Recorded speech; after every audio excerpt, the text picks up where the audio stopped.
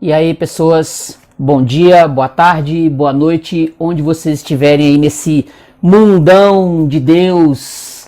Ó, agradecendo sempre a Deus por tudo, né? Nós temos que agradecer sempre a Deus por todas as coisas, pelas vitórias, até pelas derrotas. Nós temos que agradecer a Deus, né? Até pelas coisas boas e as coisas ruins desse mundão aí, desses dias, dos nossos dias, né? Do nosso dia a dia, da nossa vida, da nossa existência, mesmo com as durezas. Mesmo com as durezas, a gente tem que agradecer a Deus sempre, beleza? Agradecendo sempre a Deus. Ó, agradeço a vocês também pelas visualizações, pelos contatos, ó, bacana pra caramba, pelas curtidas. Mas ó, antes de eu começar o vídeo aqui, falando do livro, se inscreve no canal, beleza? Se inscreve aí no canal. Comenta o vídeo, beleza? Comenta o vídeo e curte, né? Porque toda vez que você curte o vídeo, o YouTube reconhece, cara. O YouTube espalha, cara, aí fica bacana pra caramba, porque mais pessoas vão assistir, mais pessoas vão entrar em contato com o canal. Isso é bacana pra caramba, isso é muito legal, beleza? Ó, bacana. Olha só, lembra disso aqui? O Pistoleiro? Eu fiz um vídeo há um tempo atrás, do Stephen King, elogiando pra caramba esse livro aqui, elogiando bastante essa primeira parte, o primeiro livro, O Pistoleiro, que tem mais 6 continuações, não foi? Ó, e no momento eu terminei terminei a segunda parte, né? A Escolha dos Três, Torre Negra 3, Stephen King, ó. Concluí essa segunda parte. Não sei se você leu. Não sei se você leu, chegou até aqui, ó, isso aqui, ó, tá vendo? Eu tinha que juntar os dois, olha só, os dois, porque quando você termina esse aqui, logo inicia-se esse bonitinho aqui, né? É assim, uma grata surpresa. Stephen King, eu tô batendo nisso o tempo todo, uma gratíssima surpresa. Já tô fazendo planos de ler, segundo os entendidos aí, os especialistas, as melhores obras dele. Pra mim, assim, que o Iluminado tá no topo, mas pelo que eu andei vendo em rankings por aí, não tá nem entre os 10 primeiros, né, o Iluminado. Não, cara, então o cara deve ser muito bom, hein? O cara deve ser muito bom. Esse aqui, esse catatal de 500 páginas aqui já foi algo assim que eu... Porra, bicho, o cara escreve muito, meu. Esse cara escreve muito. Assim, eu já falei isso lá atrás, no próprio Iluminado. Cara, eu achava Stephen King subliteratura, um Paulo Coelho da literatura de suspense. Olha que coisa horrível de se dizer. Eu achava. O Paulo Coelho da literatura de suspense, de terror, etc, tal, que tem filme pra caramba aí. Eu nunca levei muito a sério os filmes que foram feitos nos livros do Stephen King, nunca levei a sério. Eu acho que A Hora da Zona Morta, que eu assisti nos anos 80 ou 90, foi dos que eu mais gostei. O resto, nenhum Torre Negra que tá aí no Netflix. Se eu parar e fizer comparação, botar aqui a Vera, tem amigos dizendo, inclusive, que o Torre Negra da Netflix é bom pra caramba. Mas acho que é porque não leu, né? Não leu, não vai encarar 500 páginas, 600 páginas, 1000 páginas, sei lá quantas da obra inteira, do material todo, da série toda da Torre Negra. Aí é complicado, né? É complicado. Olha só, antes de começar a falar da parte 2, eu quero simplesmente ler aqui o finalzinho, a parte final do livro aqui, da parte 1. Deixa eu ver aqui. Essa parte aqui que eu achei sensacional. Vai ser o seguinte, vai ser a ponte para o segundo livro. Quando você fecha você tem que ter em mente sempre que quando você começar o segundo livro, se você tiver levado muito tempo se você tiver entre um livro e outro, desculpa, a passagem de um livro e outro, entendeu? Porque um é absolutamente sequência rápida, é uma sequência entre um e o 2, é uma sequência rápida. Não tem passagem de tempo, não tem nada. Terminou um, você já parte para o segundo. Eu levei um certo tempo para ler o segundo, por conta de outras leituras. Aí eu tive que voltar para pegar a parte final. a parte final do... Porque na parte final é que tá o porquê do título A Escolha dos Três. Aqui, ó. O Homem de Preto embaralhou as cartas com mão muito rápida. O baralho era imenso, os desenhos nas cartas cheios de adornos em curvas. São cartas de tarô, pistoleiro, ou quase isso, uma variante do baralho padrão, ao qual acrescentei uma seleção de minha própria lavra. Agora observe com cuidado. Observar o quê? Vou revelar seu futuro. 7 cartas devem ser viradas, uma de cada vez, e postas em conjunção com as outras. Não faço isso desde os dias em que Gilead vivia e a senhora jogava um gamão no gramado do oeste. E desconfio que nunca li um destino como o seu. O tom de zombaria penetrava de novo na voz.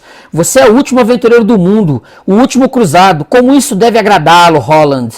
Mas não faz ideia de como está perto da torre agora ao retornar sua jornada. Os mundos giram em volta de sua cabeça. O que está querendo dizer com retornar? Eu nunca parei. Ouvindo isso, o Homem de Preto riu com vontade, mas não disse o que achava tão engraçado. Leia então minha sorte, disse Holland asperamente. A primeira carta foi virada.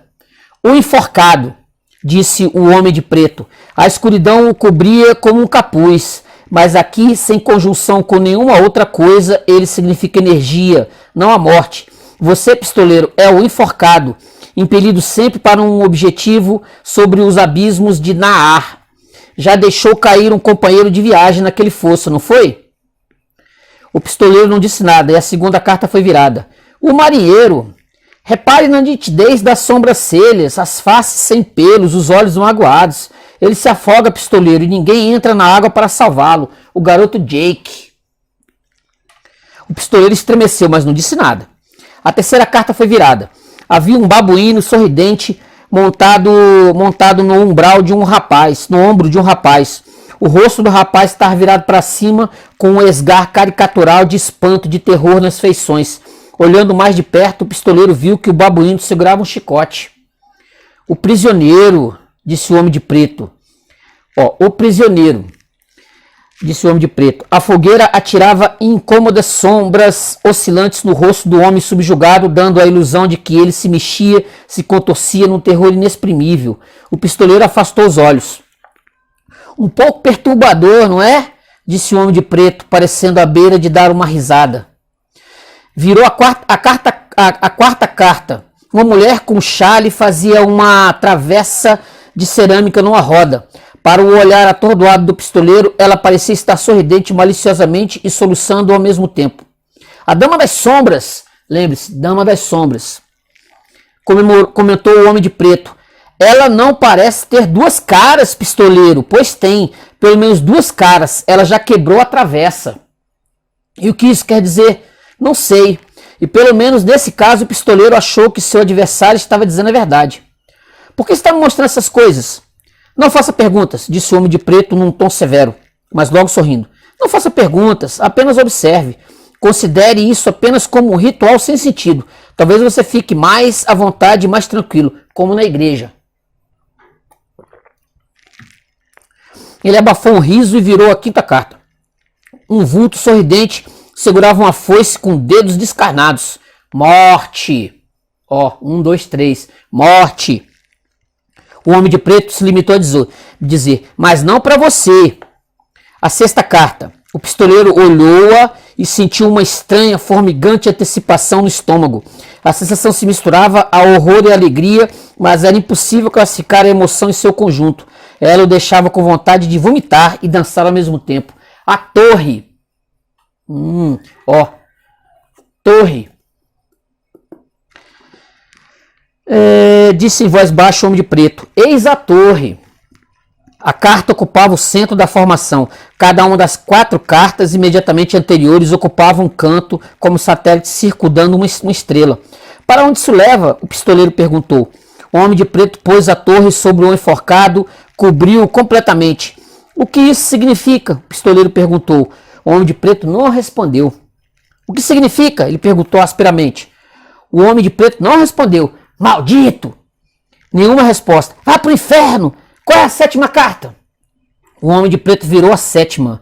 Um sol se erguia num céu luminoso, luminosamente azul. Cupidos e duendes brincavam em volta dele. Sob o sol, a grande área vermelha sobre a qual ele brilhava. Seriam rosas ou sangue? O pistoleiro não saberia dizer. Talvez, ele pensou, fossem as duas coisas. A 7ª carta é a vida, disse suavemente o homem de preto, mas não para você. Onde ela entra na formação? Não é coisa para você saber agora, disse o homem de preto, nem para eu saber. Não sou o supremo que você procura, Roland. Sou apenas seu emissário. Ele lançou a carta negligentemente no fogo, quase apagado. A carta ficou chamuscada, encrespada e irrompeu numa chama. O pistoleiro sentiu o coração se encolher e ficar gelado no peito. Agora durma, disse no tom descuidado o homem de preto. Quem sabe para sonhar ou algo assim. O que as balas não fizeram, talvez minhas mãos façam, disse o pistoleiro. Suas pernas se moveram com precisão esplêndida, selvagem. Com os braços estendidos, ele voou sobre a fogueira na direção do outro. O homem de preto sorrindo e inchou em seu campo de visão, mas logo foi recuando por um comprido corredor cheio de ecos. Tudo se encheu com o som do riso sardônico e o pistoleiro estava caindo, morrendo, dormindo. Ele estava sonhando. Sabe por quê? Porque na base do 2 ele termina dando as pistas do que é esse livro aqui, escrito e publicado em 1986, o primeiro é de 82. Então, o Stephen King, quando ele terminou o primeiro, que como eu falei no vídeo do Pistoleiro, foi uma série de pequenos contos que depois o Stephen King reuniu num livro, reuniu e publicou, porque a proposta dele, como eu expliquei da outra vez, era fazer a maior série de livros de todos os tempos, tipo Senhor dos Anéis, uma das paixões do Stephen King. Então ele tinha esse projeto desde 1970. Então ele foi publicando pequenos trechos, que foi publicando em revistas, os pequenos trechos, aí virou esse livro aqui, entendeu? Aí beleza, quando ele conclui isso aqui, aí ele deixa as pistas, essa parte que eu li, essas pistas justamente para parte 2, entendeu? Aí você vai pegar aqui, ó, você vai pegar aqui, quando no first piece do livro, tá lá, o prisioneiro, que foi da carta, ó, tá aqui, ó, tá vendo, ó? O Prisioneiro, a Dama das Sombras, ó, parte 1, parte 2 e parte 3. A Morte, Le Morte, o Empurrador. O Prisioneiro, a Dama das Sombras e Le Morte, a Morte, o Empurrador. Entendeu? Essas três, por isso que é importantíssimo você fazer uma revisada, como eu fiz, pegar o final o último capítulo do Pistoleiro, para você adentrar isso aqui. Se você tiver lido o primeiro livro há muito tempo, não é difícil. Às vezes a gente, por conta de várias situações, a gente pega uma parte, e eu faço muito isso, porque eu gosto de ler livros em série, entendeu? E os meus livros em série são imensos. Rapaz, eu já li tanto livro seriado. Nossa, Os Reis Malditos, do Maurice Druon, contando a história da França na Idade Média, na Guerra dos 100 Anos, que são 7 livros também, se eu não estou enganado, hein? Eu não me lembro mais, era livro pra caramba, e eu li todos, um dia, quem sabe, não vou fazer vídeo, não dá, eu vou ter que reler os livros todos, eu teria que reler todos os livros, cara, é muita coisa. Por exemplo, sei lá, Isaac Asimov, entendeu? O Fundação, é muito material em série. Eu gosto de ler livros em série, eu gosto de ler quadrinhos em série, eu gosto disso. E o Stephen King tá nessa linha. Então aí tá o Prisioneiro, a Dama das Sombras e A Morte. Para não dar muito spoiler, o que acontece? O Roland, ele tem que ir ao encontro de três figuras, 3 pessoas que vão ajudá-lo no caminho para chegar à torre, entendeu? Essa torre, ele precisa de ajuda, e ele vai ter que o sujeito, o Satanás aqui, lê o baralho para ele do tarô e diz o seguinte, ó, tem 3 caboclos, você vai precisar encontrar esses 3 caboclos aqui, 3 sujeitos, uma mulher e dois homens, entendeu? Dois homens que vão te ajudar, que vão te dar respostas, vão te dar respostas. Ele começa a história que tá numa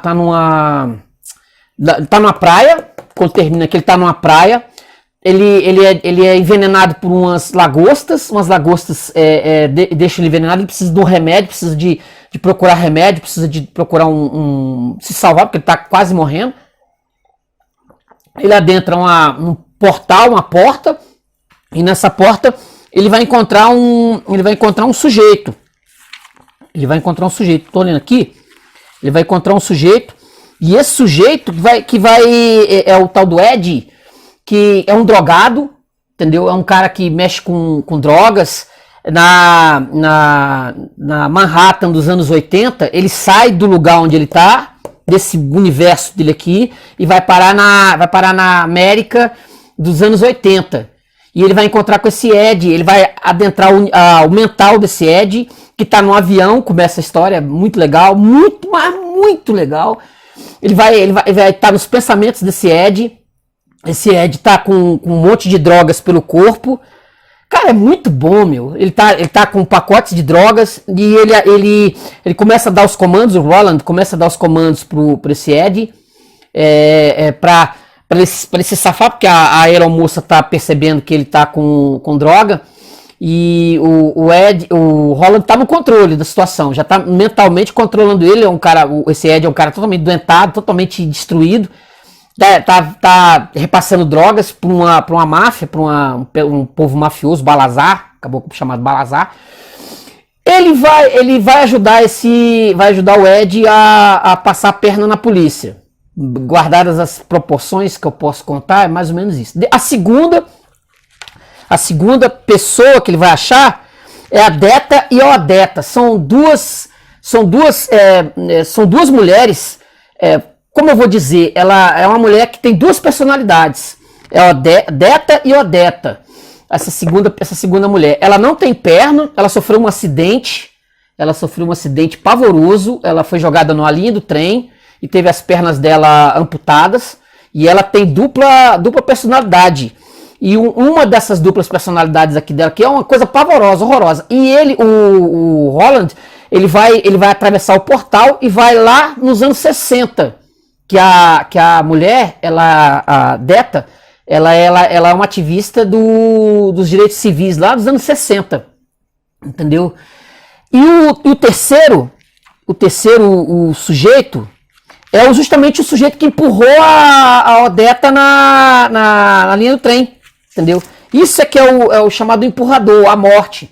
Ele vai precisar de usar esse sujeito, que é um escroto nojento, um psicopata. Ele vai precisar de usar esse sujeito, adentrar esse universo mental desse sujeito, para invadir alguma loja de remédio, para pegar os remédios para ele que está adoentado, o Roland, por conta das mordidas da lagosta, entendeu? Aí vai ter, eu não vou contar o que acontece, não vou dizer o que acontece, mas, cara, é muito bom. Eu digo pra você, o livro é muito bom. Você lê isso aqui, cara, você lê isso, ó, muito mais coisa, muito mais texto do que o outro anterior, entendeu? Muito mais coisa para você ler, mas é muito rápido, muito fácil. Como é que se diz assim? As passagens que o Stephen King escreve é de uma inteligência abissal, entendeu? Você não fica entediado nem um pouquinho, porque o Stephen King, é o que eu falo, ele tem um verdadeiro domínio sobre o texto. Ele tem um domínio sobre o texto que você não fica entediado lendo, entendeu? Olha só essa passagem aqui na página 299. Olha aqui, ó. Olha que interessante. Olha como é que o Stephen King escreve bem. Olha aqui, ó.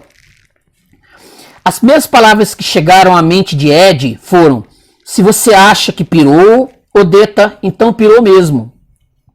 Uma breve consideração, no entanto, fez isso parecer uma linha nada construtiva de argumentação. E Ed ficou algum tempo em silêncio, sentado ao lado da cadeira de rodas dela, os joelhos erguidos, as mãos entrelaçadas. Você foi mesmo viciado em heroína? Ainda sou, disse ele. É como ser alcoólatra ou viciado em crack, algo que no fundo você nunca vai superar. Eu costumava ouvir isso e pensava, tudo bem, é exagero, mas agora compreendo. Ainda quero a droga e acho que uma parte de mim sempre vai querer, mas a necessidade física passou. O que é crack? Uma coisa que ainda não foi inventada no seu quando. Algo que se faz a partir da cocaína, só que é como converter TNT numa bomba de hidrogênio. Você tomava? Meu Deus, não. O meu departamento era heroína, já lhe disse. Mas você não tem cara de viciado, disse ela. Ed realmente tinha um ar razoavelmente sóbrio. Se, é claro, a pessoa ignorasse o cheiro de podre que emanava de seu corpo e roupas, ele havia tentado se lavar e havia tentado lavar também as roupas, mas como não havia sabão, o trabalho não tinha ficado muito bem feito. Seu cabelo estava curto quando Holland entrou na vida dele. O melhor corte para passar na alfândega, cara. Aquela passagem que acabou se convertendo na maior de todas as piadas. E se conservava num comprimento respeitável. Ele fazia a barba toda manhã, usando a lâmina afiada da faca de Holland, a princípio cautelosamente, mas com crescente confiança. Quando o Henry foi para o Vietnã, o Henry, irmão dele, viciado também, Ed ainda era muito jovem para o barbear ser parte de sua vida. E a barba não foi um grande problema até Henry voltar. E Ed nunca tinha usado barba, mas passava 3 ou 4 dias sem fazê-la, e só o fazia quando a mãe mandava que aparasse o mato.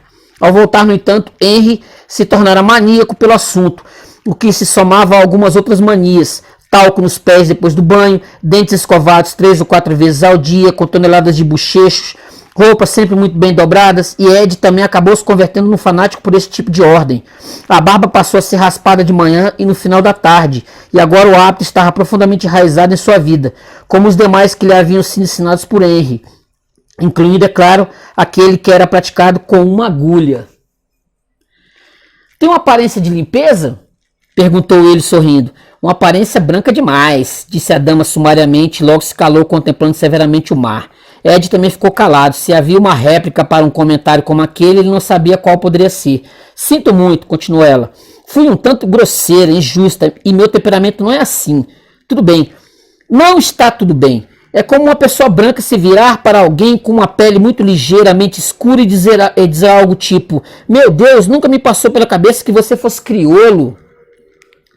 Você gosta de se ver como alguém imparcial, disse Ed. O que gostamos de pensar de nós mesmos e o que realmente somos raramente tem muita coisa em comum, eu acho. Mas sim, gosto de me imaginar como alguém imparcial. Então, por favor, me desculpe, Ed. O que gostamos de pensar, desculpe com uma condição. Qual? Ela estava novamente sorrindo, que era bom. Ed gostava quando era capaz de fazê-la sorrir. Dê uma chance a isso. A condição é essa. Dar uma chance a quê? Ela parecia estar achando graça. Ed poderia ter se irritado ouvindo aquele tom na voz de outra pessoa, podia ter sentido que não estava sendo levado a sério, mas com ela era diferente. Com ela não fazia mal. Desconfiava que com ela, mais ou menos, nada faria mal. Deu uma chance, a possibilidade de existir uma terceira via. Disto está realmente acontecendo, quer dizer... Ed limpou a garganta. Não sou muito bom naquelas merdas filosóficas, tipo metamorfose, seja lá o que diabo for. Quer dizer, metafísica? Talvez, não sei, acho que sim, mas sei que você não pode andar por aí sem acreditar no que seus sentidos lhe dizem. Ora, se sua ideia sobre tudo isso ser um sonho estivesse certa, não falei em sonho. Seja como for, é desse jeito que você vê a coisa, não é? É uma falsa realidade. Se um momento atrás havia um tom levemente condescendente na voz dela, ela desaparecera. Filosofia e metafísica podem não estar no seu cacife, Ed, mas você deve ter sido um tremendo participante dos debates na escola. Nunca participei de um debate. Isso era coisa de gays, pirados e loucos. Como um clube de xadrez. Que história é essa de cacife? O que é um cacife? Uma coisa de que você gosta e que te dá força. E que história é essa de gays? O que são gays? Essa terminologia ainda não existia nos anos 60, lá no comecinho dos anos 60 da mulher. Ele encarou um instante, depois deu de ombros. Homos, viados, não importa. podemos ficar o dia inteiro trocando palavras. Isso não vai nos levar a parte alguma. O que eu estou tentando dizer é que se tudo é um sonho, pode ser o meu sonho, não o seu. Você pode ter sido inventada pela minha imaginação. Aí ele, o sorriso dela vacilou. Ninguém te derruba, nem mesmo você. O sorriso se extinguiu. Ninguém que eu me lembre poderia te derrubar. Ela corrigiu com certa aspereza. Ninguém que você ou que eu me lembre, disse ele. Você disse que foram violentos em Oxford. Bem, aqueles caras da alfândega não entram exatamente em êxtase quando não conseguiram achar a droga que estavam procurando. Aí vai, cara. É muito, muito bem escrito, muito bem feito isso aqui, cara. Os diálogos. Cara, se eu fosse ficar aqui, eu ia ficar aqui uma hora, diálogos em cima de diálogos aqui, muito bem escrito. Stephen King realmente é 10. E eu tô ansiando para chegar aqui, ó, no terceiro, ó, tá vendo? Eu tô com ânsia de chegar no terceiro. Eu só não comecei ainda porque eu tô com outras leituras e no momento eu tô lendo outras coisas. Senão eu já ia de bote pegar o terceiro pra fechar.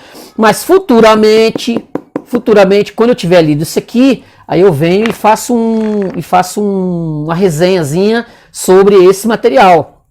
Entendeu? Porque assim, eu não quero abrir muito porque há problema de spoiler. Há os problemas de spoiler. Vou contar o livro. Entendeu? É igual chegar, pô, não tem graça, pô. Não tem graça. Então, ó, nós temos aqui, ó, juntos, os 3 livros, ó. Os 3 livros. Torre 1, 2, 3. Ó, Torre 1, 2, 3. O 1 eu já li, o 2 eu já li, e futuramente o terceiro, tá vendo? As Terras Devastadas, que dizem o pessoal aí, os especialistas entendidos, fecha a primeira parte da trilogia.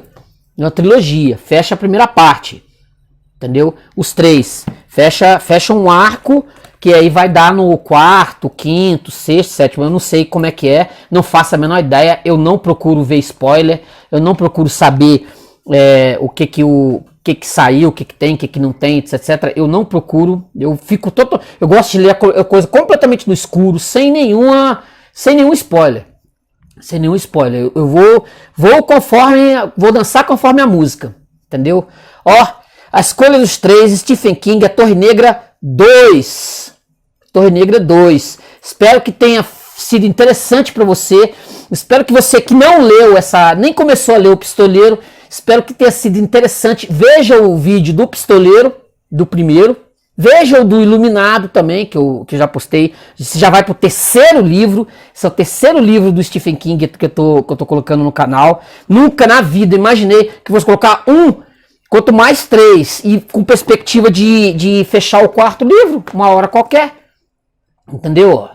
Então, ó, eu falei um pouquinho, bem pouquinho do Stephen King, A Escolha dos 3, A Torre Negra 2, vendo? Um pouquinho só, para não dar spoiler, para que você vá lá correndo na sua biblioteca aí, de onde você estiver, na escola, no seu trabalho, se tiver uma biblioteca, você pegar e ó, pimba, dá uma lida bem interessante. É uma leitura muito boa. Esqueça esse pessoal que diz que Stephen King é muita leitura, gosta de ler coisas menores, etc. Lê Stephen King, que vale a pena pra caramba, beleza? Ó, curte o vídeo, se inscreve no canal e comenta, beleza? Ó, hoje eu falei um pouquinho de nada, 30 minutos, hein?